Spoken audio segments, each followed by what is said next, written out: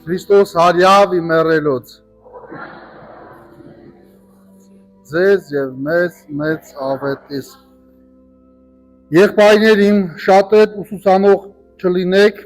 իմացեք որ այս առումով մեծ դատաստան եք ընդունելու Սիրելի բարեպաշտ քրիստոնյաներ սիրելի հավատավոր ժողովուրդ այսօրվա սուրբգրային հատվածը մեզ շատ հետաքրքիր երևույթի մասին խորհելու առիթ է տալիս Հակոբոս Առաքյալը իր նամակի 3-րդ գլխում ասում է շատերդ ուսուցանող չլինեք Երբ որ նայում ենք առաջին դարում ասված այս խոսքը եւ այս երևույթը ուսուցանող լինելու մարդկանց մեծ այս հակումը որ անընդհատ փորձում են ինչ որ բան սովորեցնել ինչ որ մեկին ինչ որ բան սովորեցնել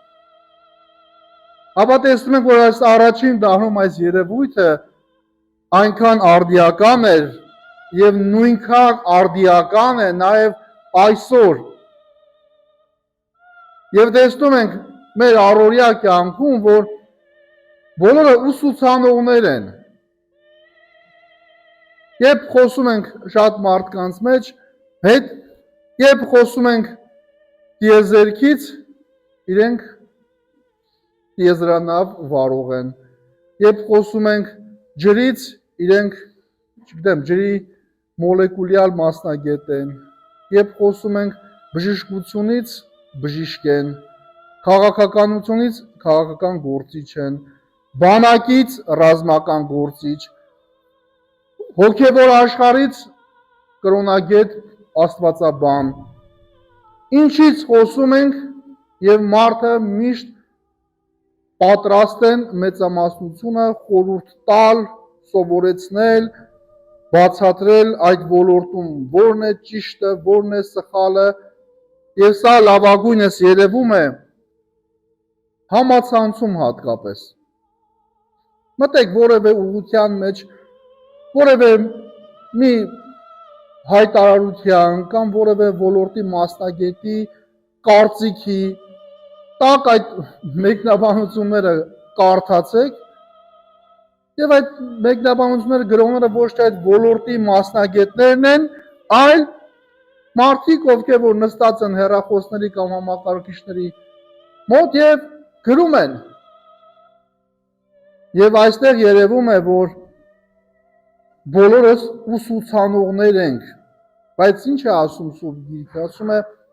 մի շտապեք լինել ուսուցանողներ որովհետեւ երբ փորձենք այսպես ինքներս մեզ մի փոքր անհարմար բայց իրական հարց տալ փորձենք հասկանալ օրինակ քանի կյանք է կործանվել մեկ խոսքից չէ մեկ խոսքը կարող է մի մարդու կյանքը տակնու վրա անել ուղղակի ներաշխարհը քանդել կամ քանի ընտանիք է կործանվել ընտանեկան խաղաղությունը կորել մի խոսքի պատճառով ամուսինները կարող են անհաշտ լինել չհասկանալ բաժանվել հենց մեկ արտահայտության պատճառով կամ փորձենք հաճախ մտածել կամ հաճախ բոլորիս հետ էլ պատահել է երբ որևէ իրադրության մեջ ենք հայտնվել եւ հասկացել ենք որ դժվար իրադրության մեջ ընկանք անմեղ տեղը ընկանք այդ վիճակի մեջ եւ հասկանում ենք եթե լռեինք այդ պահին եթե ուղղակի խոսք չասեինք այս իրավիճակում չենք հայտնվի բոլորիս կյանքում էլ պատահում է եւ բարկացած ժամանակ կռվի ժամանակ այդ խոսակցության ժամանակ անդադար ուզում ենք ինչ-որ բան ասենք որպեսզի ցույց տանք որ մենք ավելի խելացի ենք մենք ավելի լավն ենք մենք ավելի բարձր ենք մենք ավելի հասկացող ենք մեր ասածը պետք է լինի բայց երբ որ մնում ենք մենության մեջ հասկանում ենք որ չէ չարժեր գիտես դրա պատճառով իմ սիրելի մարդուն իմ ծնողին իմ կնոջը իմ ամուսնուն իմ երեխային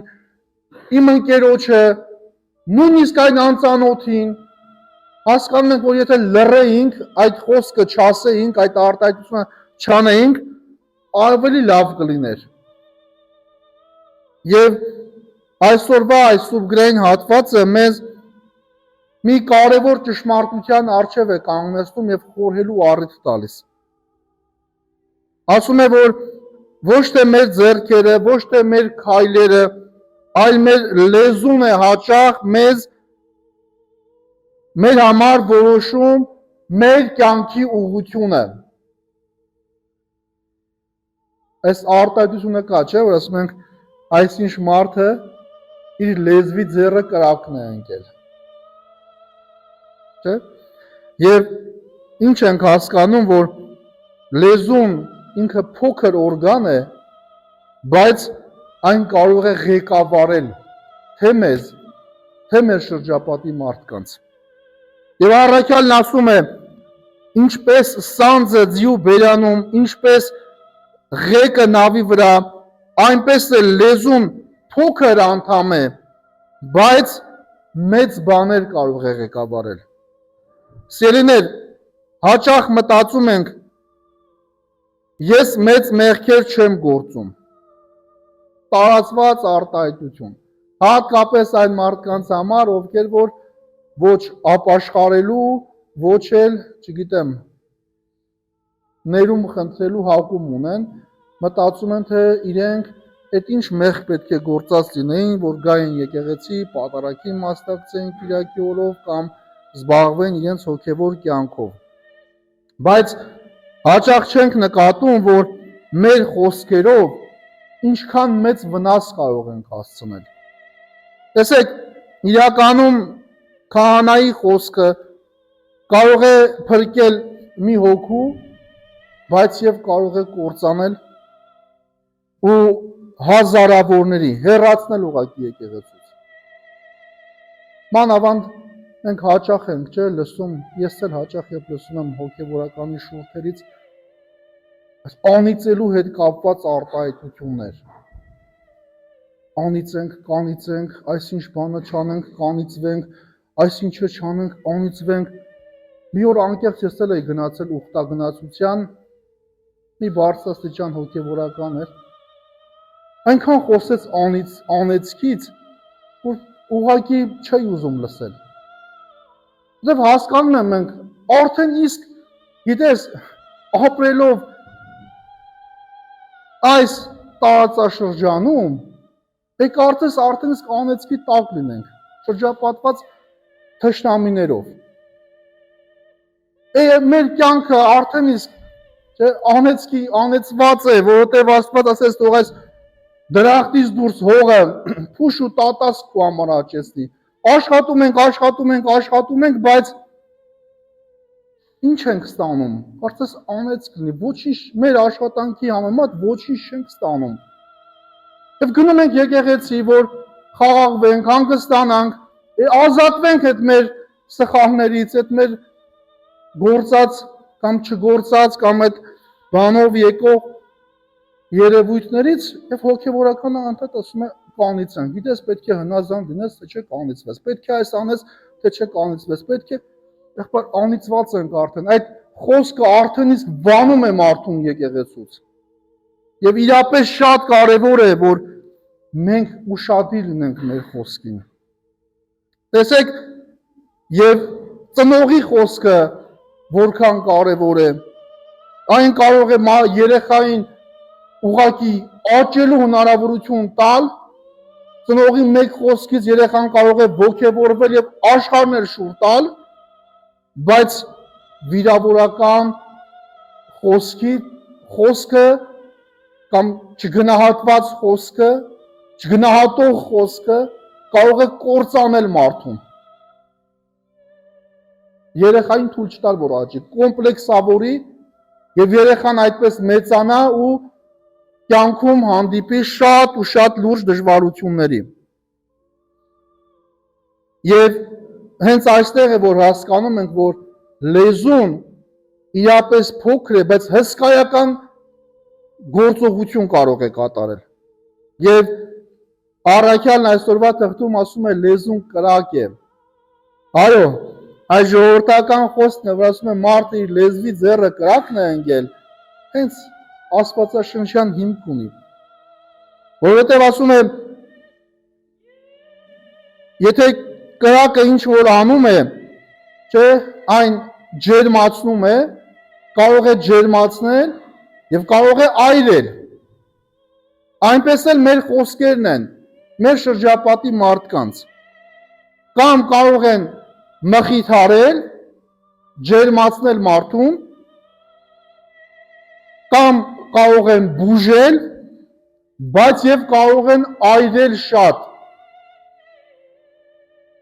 Եվ այրել թե ներսից եւ թե դրսից ուրիշի խոսքը մեզ կարող է այսպես փոթորկել։ Մարդիկ հաճախ շատ հեշտ վիրավորում են իրար։ Եվ այդ վիրավորանքները ոչ թե այսպես ֆիզիկական բնույթ են կրում, այլ լեզվով, խոսքով են վիրավորում։ Եվ նորից ժողովրդական մի իմաստություն կա, չէ, ասում է լեզվի կծածը ավելի դժվար է բուժվում, քան օձի խայթոցը։ Որտեղ այդ ֆիզիկական է, ինքը կբուժվի, դարմանը կգտնենք, բայց լեզվով վիրավորածին դժվար է դարման գտնելը, որտեղ քանդվում է մի ոչ մարդկային փոխհարաբերություններ։ Մարդը կարող է մոռանալ, թե ինչ արեցիր, բայց շատ դժվար է մոռանում, ինչ ասեցիր։ Որքան վեճեր չեն հաղթահարվում, որտեղ մարդը հիշում է այսինչ ժամանակ, այսինչ օրը, այսինչ բանը ասեցիր եւ միշտ այդ նրա գլխում պտտվում է այդ խոսքը։ Տեսեք, առաքյալը նաեւ մի կարևոր բան է ասում։ Երևույթ, որը շատ արդիական է։ Ասում է օրհնություն եւ ամեծք նույն բերանից չեն կարող դուրս գալ։ Եվ հարց է տալիս, միթե աղբյուրից միաժամանակ խաղծր եւ դառը ջուր է հոսում։ Սա հոգևոր հակասություն է։ Հաճախ տեսնում ենք մարդիկ, նաեւ հոգևորականներ, եկեղեցում աղոթքից ժամանակ աղոթելիս օրհնում են հաղցր խոսքեր, ձեռքերը երկինք բարձրացած եւ այլ այսպիսի գործողություններ, խոսքեր, բայց դուրս են գալիս եկեղեցուց, ոտքը դուրս եկավ գավիթից, սկսում են բամբասել, հայհոյել։ Տեսար էս մարդը եկել էր եկեղեցի, տեսար այնիշն էր եկել եկեղեցի, տեսար էս ոնց էր աղոթում, տեսար են ինչ է ոնց էր անում։ Եվ մի ուրիշ ավելի ցավալի բան ասեմ, նույնիսկ շատերը ինչ հաղորդություն ստանալու այդ ճանապարհը, չէ, որ լուր, խոնար պետք է գանք, որ հաղորդություն ստանանք, մարդիկ մտերիմ են, ինչ որ բան քննարկելով, ընտանեկան կենցաղային հարց քննարկելով գալիս են։ Լռության ճանապարհն է սա։ Մենք գալիս ենք Տիրոջ հետ հաղորդակից դառնալու, մեր մեղքից ազատվելու, եւ այդ ճանապարհին մենք ինչ որ կենցաղային հարց ենք քննարկում։ Կամ երբ որ տեսնում ենք եկեղեցում նորեկ մի մասնակից, միանգամից քննարկում է գնում շատ մարդկանց մոտ։ Հետենաս այդ ով էր, այդ ինչ էր գործել։ Եվ հաճախ այդ նոր եկող մարդը, որ իր խնդրի լուծումն էր եկել գտնելու, եկել էր խաղաղվելու, եկել էր Աստծո խոսք լսելու, կամ միգուցե քահանան ամիսներով աշխատել էր այդ մարդու վրա, որ այդ մարդու հետ աշխատել էր, համոզել էր, բացատրել էր, չարչարվել էր, որ այս մարդը ի վերջո գա մի օր պատարագին մասնակցի եւ հաղորդություն ստանա եւ պատարագի ժամանակ պատարագին մասնակից մի քրիստոնյայի մի խոսքը ուղակի, մի ազգույշ խոսքը թեկուզ եւ լավ բան անելու առաջարկը ճիշտ չմատուցելով, այդ խոսքը այդ մարդուն հերվածում է, որովհետեւ մարդը պատկերացնում է, որ գալիս է եկեղեցի, այնտեղ մեկը մյուսի նկատմամբ սիրով պիտի լինեն, մեկը մյուսի նկատմամբ հարգանքով, չէ՞ որ Աստծո խոսքը ընդունողներն են, չէ՞ որ Աստծո խոսքով առաջնորդվող այս մարդիկ են, բայց ինչ վերաբերմունք են ցույց տալիս նրանք։ Հակասական։ Եվ առաքյալը հենց այդ հակասության մասին է խոսում, ասում է, չես կարող անիծել եւ օրհնել, բամբասել եւ օրհնել, հայհոյել եւ օրհնել։ Համ եկեղեցուց դուրս, հատկապես տղամարդկանց շրջանում, երկու խոսք խոսում են, երրորդը հայհոյություն է։ Ուշադիր եղեք ուղղակի, սա չենք այդ քրիստոնյայի պահված չի սա։ Եվ շատ կարևոր է, որովհետև այդ խոսքերը մեզ տանում են դուրս։ Չենք կարող եկեղեցում ասել օրհնյալ է Տերը, բայց տանը փողոցում վիրավորել, դատել, բամբասել։ Ուղղակի չենք կարող։ Սա է իրապես մեծ վտանգ է, որը դառնում է ոչ թե կյանք, այլ ձևականություն։ Որովհետև եթե ես Աստծուն ճանաչում եմ, ես եկել եմ նրա այդ հաղորդակից դառնալու, ուրեմն իմ խոսքին հատկապես ես ուշադիր պետք է լինեմ։ Տեսեք, այս խոսքը ուղղված է մեզ բոլորիս, հոգևորականից սկսած։ Այո, մենք ունենք Աստվածատուր շնորհ ուսուցանելու, Քրիստոս իր աշակերտներին ասաց գնացեք, ուսուցանեք, աշակերտ դարձրեք, բայց շատ ուշադիր պիտի լինենք, ինչպես ենք ուսուցանում, որովհետև մեր խոսքն էլ կարող է վանել մարդկանց,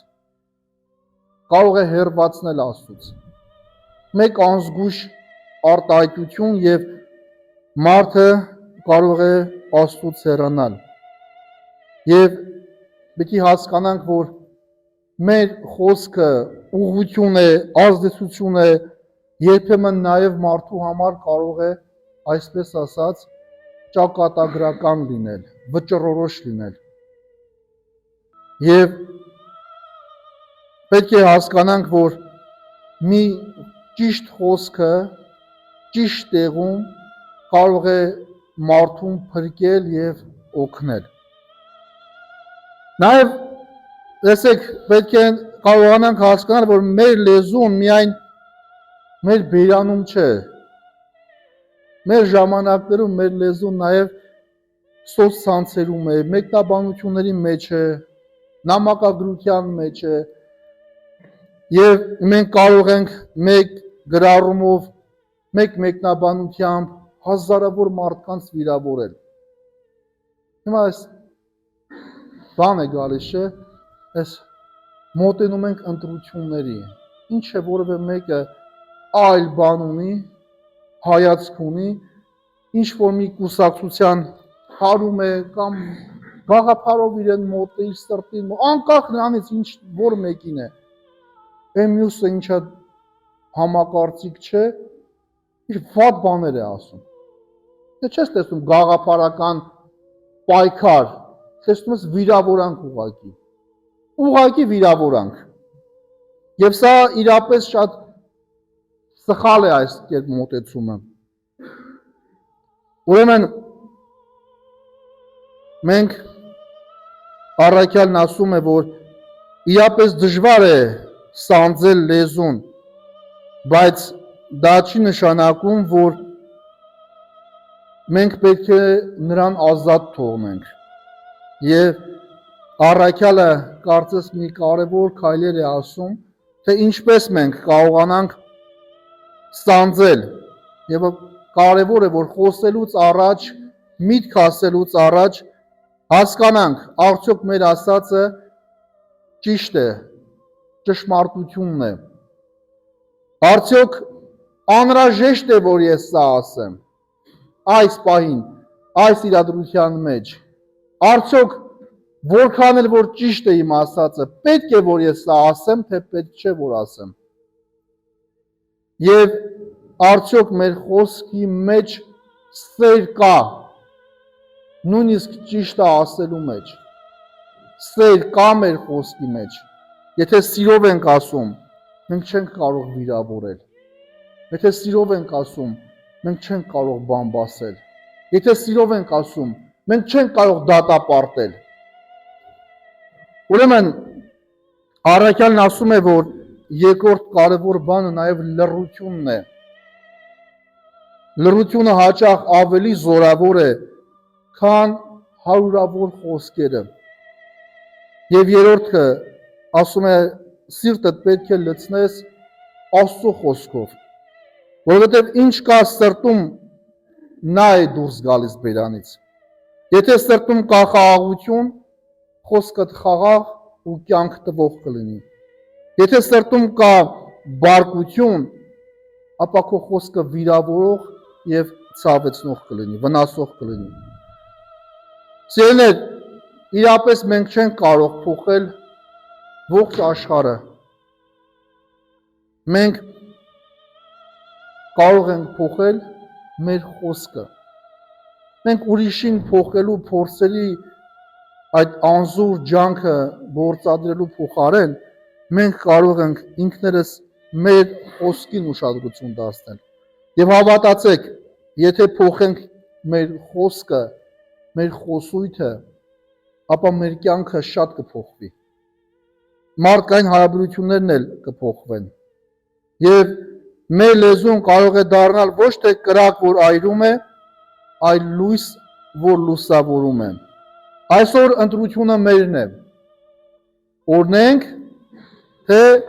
վնասենք, կառուցենք, թե քանդենք։ Եվ թող Աստված մեզ շնորհ տա իմաստության, որ մեր կյանքը, մեր խոսքը լինի իմաստավորող, կառուցող եւ շենացնող։ Տիրոջ շնորհը, սերը եւ խաղաղությունը մեզ բոլորիս հետ լինի այժմ եւ միշտ եւ ավիտյանս ավիտենից ամեն։